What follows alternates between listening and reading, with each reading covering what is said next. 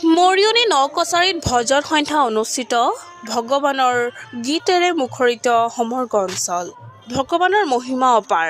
তেওঁৰ কৃপাৰ অবিহনে গছৰ পাত এটাও লৰচৰ কৰিব নোৱাৰে। এই ধৰা তেওঁৰ অবিহনে সকলো অসাৰ।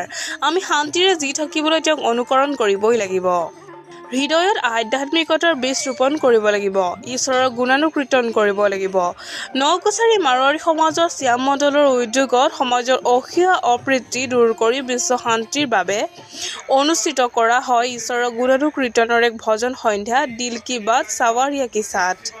পুৱা শ্ৰীকৃষ্ণৰ পূজা অৰ্চন কৰি এক ধৰ্মীয় শোভাযাত্ৰা উলিওৱা হয়। ইয়াৰ পিছতে ভক্তসকলৰ মাজত প্ৰসাদ বিতৰণ কৰে। সন্ধিয়ালৈ আমন্ত্ৰিত শিল্পীসকলৰ দ্বাৰা ভজন সন্ধ্যাৰ আৰম্ভ কৰা হয়।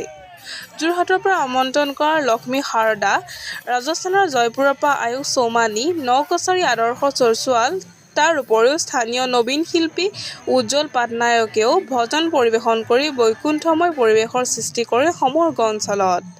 ভজন সন্ধ্যা উপভোগ কৰিবলৈ অঞ্চলটোৰ হাজাৰ হাজাৰ ভক্তৰ ভিৰ হোৱা পৰিলক্ষিত হয়। শিল্পীসকলৰ সুললিত কণ্ঠৰে নিগৰাই দিয়া ভগৱানৰ গুণানুকীৰ্তন ভজনৰ পৰা ওলোৱা অমৃত পান কৰি স্তব্ধ হৈ পৰে দৰ্শক আৰু আনন্দ শিৱধাম প্ৰাংগণ। যোৰহাটৰ মৰিয়নিৰ পৰা বিশেষ ব্যক্তিসকলৰ উপৰিও বিধায়ক ৰূপজ্যোতি কুৰ্মীও আহি আঁঠু ল'লে শ্যাম মন্দিৰৰ দৰবাৰত আৰু ভজনৰ দুটামান শাৰী গাই শুনালে দৰ্শকক। ইয়াৰ পৰা প্ৰেম আধ্যাত্মিকতাৰ ভাতৃত্ববোধৰ সেতু নিৰ্মাণ হ'ব বুলি অনুভৱ হয়। জয় শ্ৰী শ্যাম মন্দিৰৰ তৰফৰ পৰা আমি যি আজি ভজন সন্ধ্যা আৰম্ভ কৰিছোঁ। এই ভজনৰ আমাৰ প্ৰথম লক্ষ্য হৈছে আমাৰ বিশ্বত সুখ শান্তি সমৃদ্ধি বজাই ৰাখক। এটি আমাৰ শ্ৰী শ্যাম চৰণত শ্ৰী মহাবীৰ বজৰংবলী চৰণত আমি ভজনেৰে গুণগান কৰি অসমবাসী গোটেই দেশবাসী আমি শান্তি বজাই ভাতৃত্ববোধ বজাই আমি ৰাখিবৰ কাৰণে এই ভজন সন্ধ্যা আয়োজন কৰিছোঁ। আৰু এই ভজন ইতিমধ্যে আপোনালোকে গম পাইছে আমাৰ সামৰণি পৰিব লৈছে আৰু অলপ পিছতে আমাৰ আধা এক ঘণ্টা পিছতে ভজন সন্ধ্যা আমাৰ ৰাতিপুৱা ঠিক 11টা বজালৈ ধৰ্মীয় শোভাযাত্ৰা আৰম্ভ হৈছে। আপোনালোকে ইতিমধ্যে গম পাইছে ধুনীয়াকৈ হৈছে, আমাৰ শান্তিপূৰ্বকভাৱে হৈছে। সকলো ধৰ্ম জাতি বৰ্ণ নিৰ্বিশেষে চবেই অংশগ্ৰহণ কৰিছে। ইয়াৰ পিছত আমাৰ 2টা বজাত ঠিক আমাৰ শ্যাম চৰণত আমাৰ পূজা ভাগি আমি ৰাজহুৱা ফালৰ পৰা অৰ্পণ কৰিছোঁ। ঠিক সন্ধিয়া 5 বজাৰ লগে লগে আমন্ত্ৰিত কালাকাৰ দ্বাৰা আমি ভজন সন্ধ্যা আৰম্ভ কৰিছোঁ। এয়া আপোনাৰ চলি আছে। সকলোকে প্ৰণাম আৰু বন্তি প্ৰজ্বলন কৰি আমাৰ এই আগুৱা অনুষ্ঠান কৰিছে। ধন্যবাদ। আৰু ইতিমধ্যে আপোনালোকে গম পাইছে এই আমাৰ ভজন সন্ধ্যা অনুষ্ঠানত প্ৰায় 2,500-3,000 মানুহ আমাৰ সমবেত হৈছে। তেওঁলোকে আহি মহাপ্ৰভুৰ ওচৰত সেৱা জনাইছে আৰু চবেই প্ৰসাদ ধুনীয়াকৈ অংশগ্ৰহণ কৰিছে শান্তিপূৰ্বকভাৱে। এটি আনন্দ হয়। আজি ৪ৰ্থ বাৰ্ষিক শ্যাম মণ্ডলৰ সহযোগত আমাৰ শ্যাম মণ্ডলৰ সহযোগত এয়া দিল কি বাত সাৱাৰিয়া কে সাথ নামৰ ভজন সন্ধিয়াৰ সংকীৰ্তন ভাগি আজি দেবেৰাপাৰ চাৰিআলি বালিজান আমদলং স্থিত শ্ৰী শ্ৰী আনন্দ শিৱধামৰ পবিত্ৰ প্ৰাংগণত এয়া এটা মধুৰ ক্ষণৰ যি ভজন সন্ধিয়াৰ সংকীৰ্তন আয়োজন কৰা হৈছে। আৰু এই ভজন সন্ধিয়াৰ সংকীৰ্তন ৪ৰ্থ বাৰ্ষিক হিচাপে আজিৰ এই অনুষ্ঠানটো আমি সুকলমে পালন কৰি আছোঁ।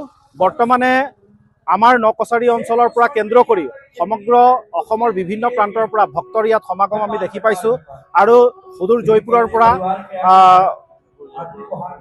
পৰা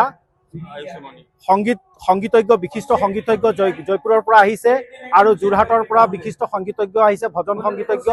আমি সকলোকে ইতিমধ্যে আপোনালোকে ইয়াত দেখি পাইছে যে মধুৰ তেওঁলোকৰ যি শ্যাম মহাপ্ৰভুৰ যি ভজন সন্ধিয়াৰ সংকীৰ্তন, এই ভজন সন্ধিয়াৰ সংকীৰ্তন বৰ্তমানলৈকে চলি আছে।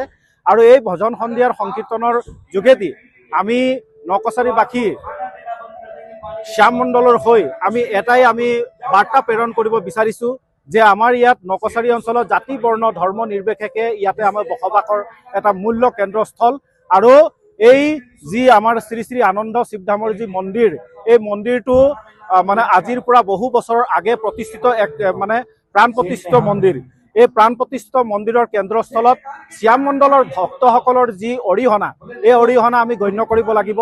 আমাৰ সকলো ৰাইজৰ আশীৰ্বাদ আৰু সকলো ৰাইজৰ সহযোগত এয়া যি ভব্য অনুষ্ঠান, যি ভব্য দিল কি বাত সাৱাৰিয়াৰ যিটো অনুষ্ঠান, এই অনুষ্ঠানটো আমি সকলোৱে আজি আনন্দৰে উপভোগ কৰিছোঁ। মৰিয়নিৰ পৰা সূৰ্য দাসৰ ৰিপৰ্ট NE এক্সপ্ৰেছ।